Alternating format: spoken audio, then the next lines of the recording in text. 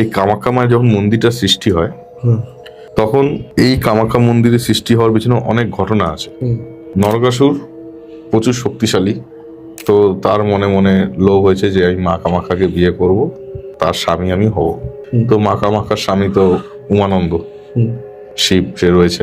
দেখবে ওইখানে গেলে দেখবে নদীর মাঝখানে, ব্রহ্মপুত্রের মাঝখানে উমানন্দ পাহাড় আছে, ওইখানে যে মা কামাখ্যার ভৈরব।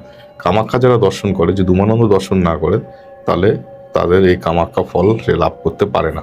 তো এই মন্দিরটাকে বানাতে হবে।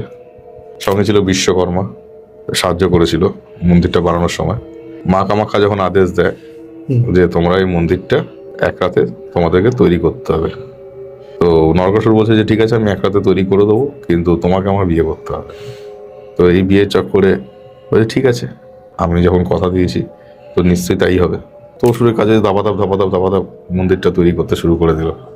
এবার মা কামাখ্যা দেখছে এ তো তৈরি করে ফেলবে, তাহলে তো আমার যে কথা তাকে তো আমাকে রাখতে হবে। তখন কি করবে? তখন সে ওই মোরগ হয়ে সে রাতের বেলার মধ্যে ডেকে উঠলো, খোঁকো করে ডেকে উঠলো।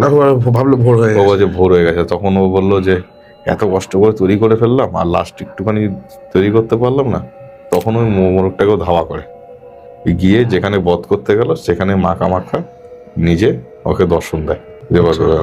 তারপর এখানে এটা তৈরি হলো যে মোরগ যেহেতু কক করে ডেকে ওঠে, ওইখান থেকে নাম হয়ে গেল কঙ্করেশ্বর মন্দির। ওখানে পাহাড় আছে, কঙ্করেশ্বর মন্দির আছে। আচ্ছা।